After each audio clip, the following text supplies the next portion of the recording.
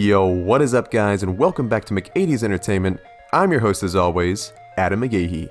For the last week, we have uploaded our coverage of the Jango Fett Open Seasons comic book. This is the origin story of the infamous bounty hunter Jango Fett that tells the story of his brutal childhood all the way through his adult life and how he became the eventual template for the clone army. I decided to put each video into one collection set movie for you all to enjoy today. If you enjoy these series of videos, feel free to give this video a like, subscribe to the channel, and tap the bell icon to be notified of all of our latest videos. Thank you so much, so sit back, relax, and enjoy the story of the galaxy's deadliest bounty hunter, Jango Fett. The story begins with a ship landing on a mysterious planet, a ship that those who watched the prequels would be very familiar with. The ship lands, and out walks the notorious Count Dooku. He approaches what looks to be a temple, with giant statues at the front, where he is attacked by a giant snake-like beast. He cuts the tentacles of the creature who attacks him, and walks inside the building. Inside the temple, more statues line the walls, statues of which appear to be disturbing faces, screaming in agony. It is here where Dooku bows to his master Darth Sidious, who asks Dooku on the progress on finding a template for the upcoming clone army that they plan on building. Dooku discusses that in his travels, he has come to know of the bounty hunter Jango Fett, and proceeds to tell the Sith Lord all he has learned on Fett's story thus far. He begins by discussing the Civil War that broke out many years prior between Mandalorian groups. One group was known as the Death Watch, led by Tor Vizsla, and the True Mandalorians, led by Jaster. The bloody war reached Mariel's home planet on Concord Dawn. One day during a firefight, Mariel and his men had to retreat after a battle with Vizsla, where they found refuge on a local farm. We then cut to a young boy on the farm who hears the ruckus and discovers boot prints on the ground. It is then revealed that this boy is a very young Jango Fett, who is greeted by his father. Unaware that his father is aiding Jaster Mariel's Mandalorians, Jango notices food in the basket and asks his father who it's for. His father tells him that it is for a beggar, and tells Jango to get back to his chores. Jango begins to work on his family's harvester machines, where he then hears a sinister voice behind him. It is the voice of Tor Vizsla, who asks Jango to see his hands, while one of his men points a loaded weapon at the child. Jango asks the men what they want, and they demand to know if Jango has seen any bad men around. The men threaten to shoot Jango where he stood if he does not give them this information. The young boy then tells them about the food his father gave to the supposed beggar earlier. Vizsla and his soldiers then force Jango to lead them to his home, where they interrogate his father by beating him right in front of his son. Fett's father proclaims to know nothing, and that he is a journeyman protector upholding the law. Just as Vizsla is about to shoot Fett's father, a blaster shot rings out and kills the Mandalorian soldier holding Jango. The blaster shot was revealed to come from Fett's mother, warning the soldiers to get away from her son. Jango's father screams for his son to run. As he runs away, tears in his eyes, Fett hears the shots ring in the air as his family is killed. He continues to make his way through the fields while he is chased by a Death Watch soldier. Suddenly, his hand is caught by another. It is none other than Jaster and the rest of the True Mandalorians, who open fire on the soldier chasing Jango. We then cut back to the Death Watch soldiers, who proceed to burn Jango's farm after killing his family in an attempt to smoke out Mariel and his men.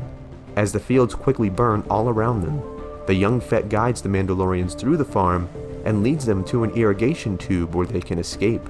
The boy helps the soldiers escape, where he then informs them that there is a town close by where they can get food and supplies. We then cut to the town where Death Watch has taken over and proceeds to march through town in a tank, taking whatever they want and bullying the town citizens.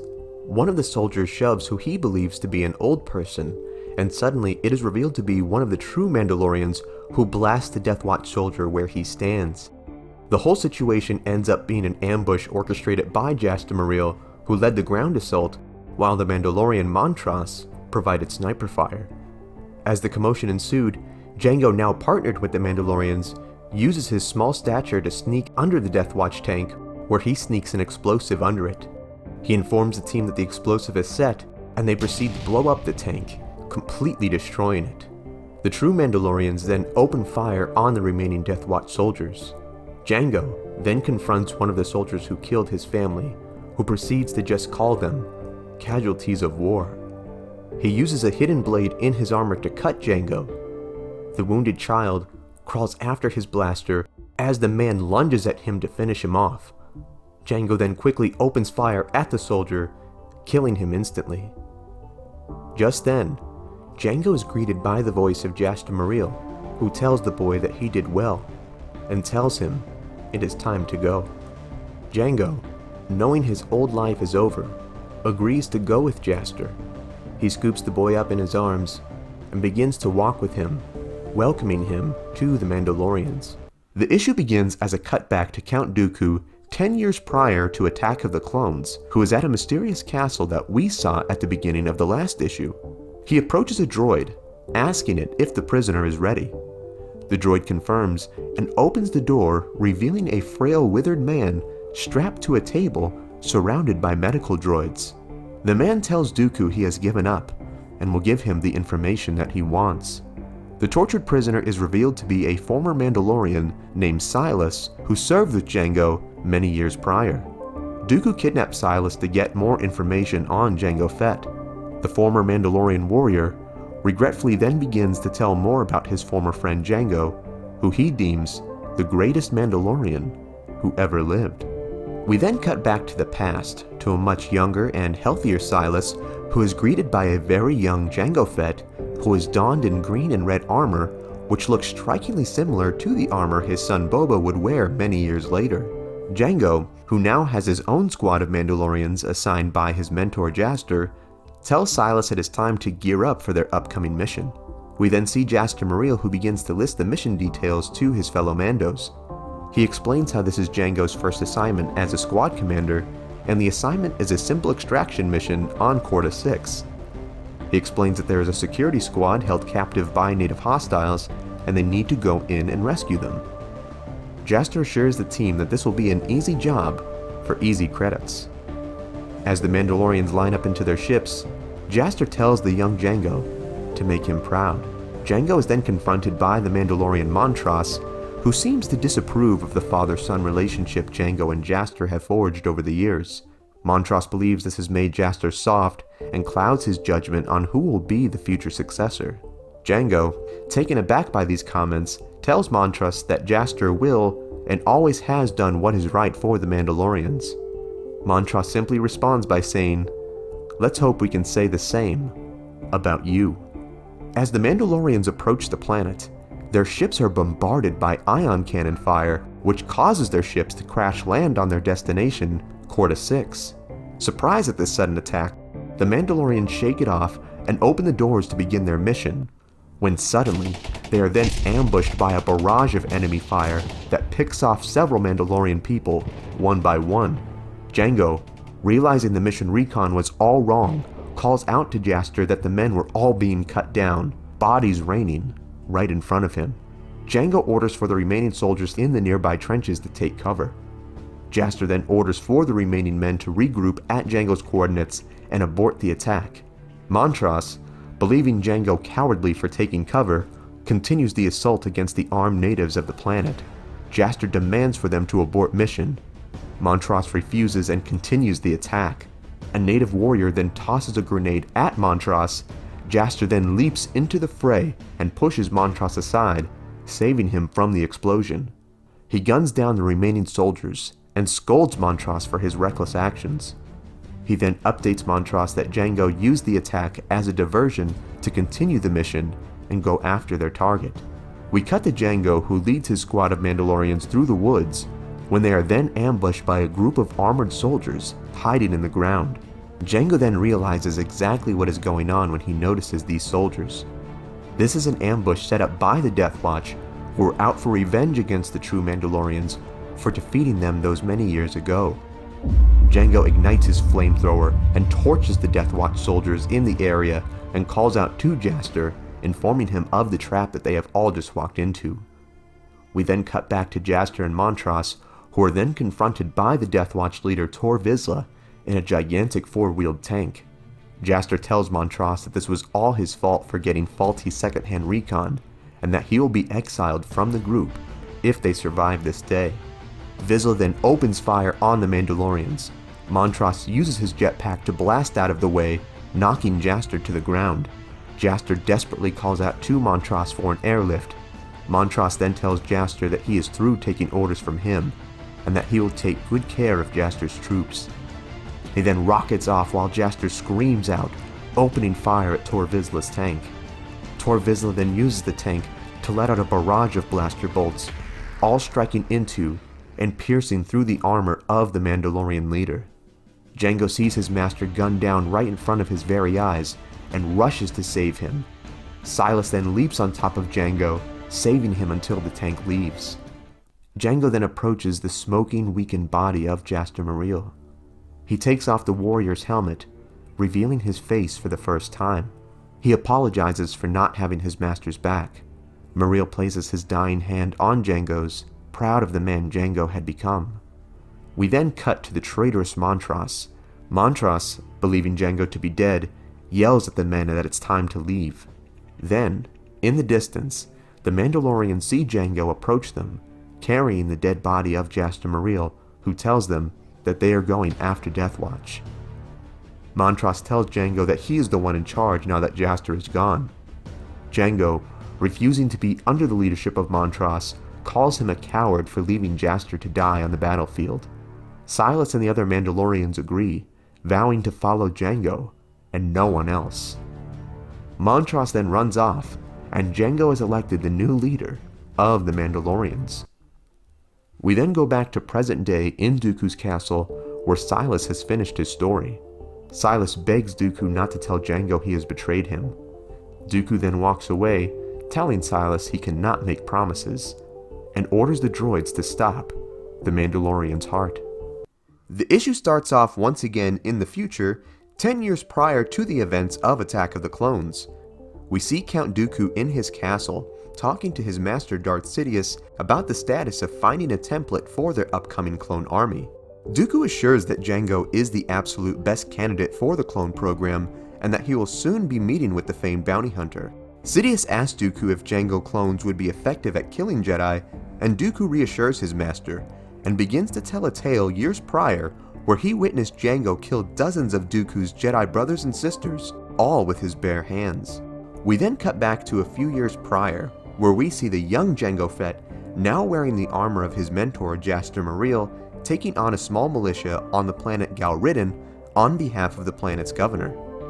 Jango and his band of Mandalorians make quick work of the troops, and Jango announces that the job is over and that he is going to collect their pay from the governor.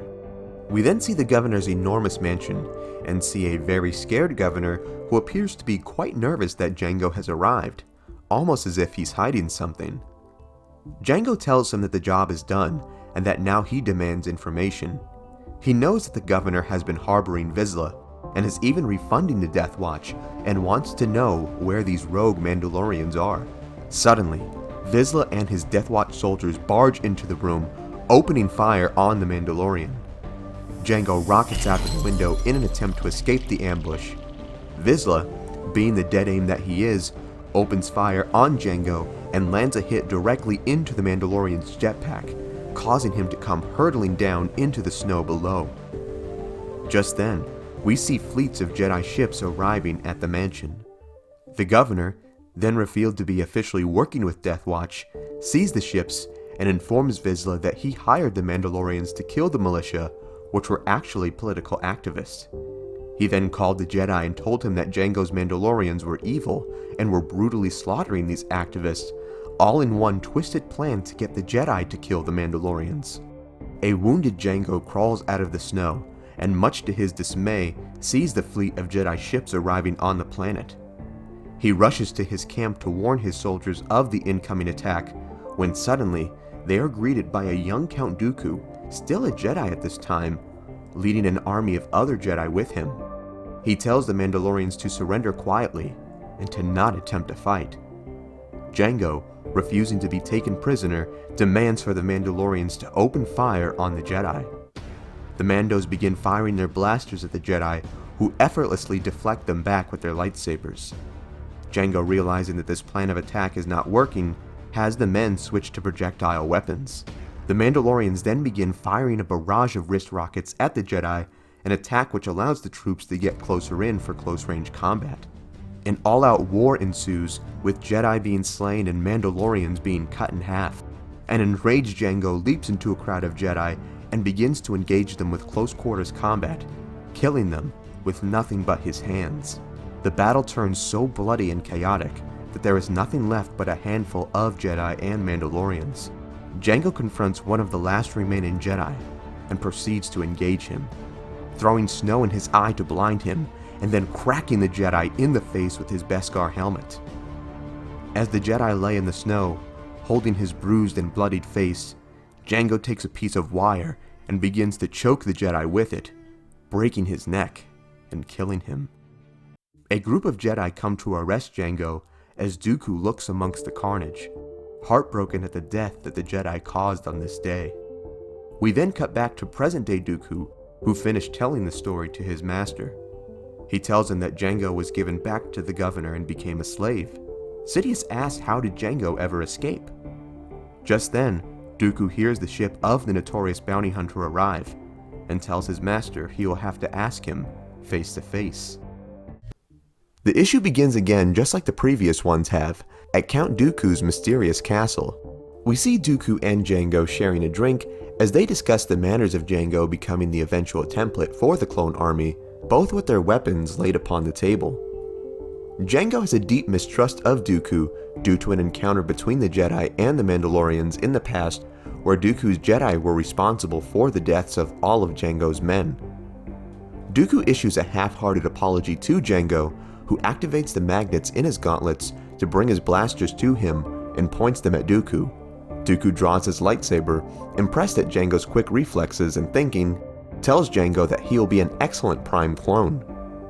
Jango proves his superiority even more by telling Dooku that he has not agreed to anything, and has in fact poisoned Dooku with a plague with microscopic spores he had released from his armor as soon as he entered the castle.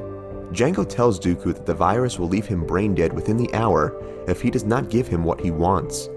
He informs him that the cure is on his ship, and that the ship is rigged with a self-destruct mechanism on his heart plate in the armor. So if Dooku tries to strike Jango down, they will soon both be dead. Dooku agrees to Jango's demands if Jango will tell him how he escaped the planet that the Jedi arrested him on after the Mandalorian massacre all those years ago.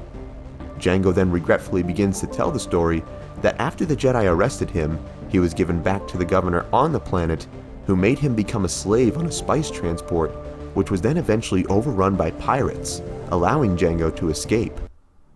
We then cut to the mansion of the governor, who is horrified to hear that Jango has escaped imprisonment. He demands for his men to protect the legendary set of Mandalorian armor that he spent thousands of credits on restoring. He then opens the door to the armory and is terrified to see that he is too late. Jango has already broken in and is donned in the shining restored armor that we recognize him for. He demands for the governor to give him the whereabouts of Vizsla, leader of the Death Watch, the man responsible for the death of his parents, his mentor Jaster, and the mastermind behind the deaths of all of Jango's Mandalorian soldiers. Jango gets his information and locates Vizsla on his ship. He rockets through the window, determined to kill Vizsla once and for all. Vizsla and Jango engage in a bloody battle, where just as Jango gains the upper hand, Vizsla activates the escape pods. As he gets into one, Jango leaps into it right along with him. Once the pod crashes on a nearby planet, the Mandalorians continue their violent battle, which causes them to attract the attention of some local wildlife, which look like some form of wolf-like aliens. Jango then becomes dazed from the battle after Vizsla injects him with a hidden needle full of poison. He then whacks the helmet off Jango and proceeds to punch the Mandalorian profusely in the head, causing it to bleed. Jango then activates the hidden blade in his armor and guts the Death Watch leader. As blood pours from the Mandalorian's stomach, it attracts the primal rage of the wolf creatures, who pounce on him and begin eating him, thus ending the life of the wicked Tor Vizsla. As the adult wolves eat Vizsla, the cubs begin to sniff Jango, but they are able to sense the poison in his blood from the fight and decide to leave the Mandalorian alone. Jango is later awakened by a group of children who help him up. Jango thanks the children, who ask him where he is going.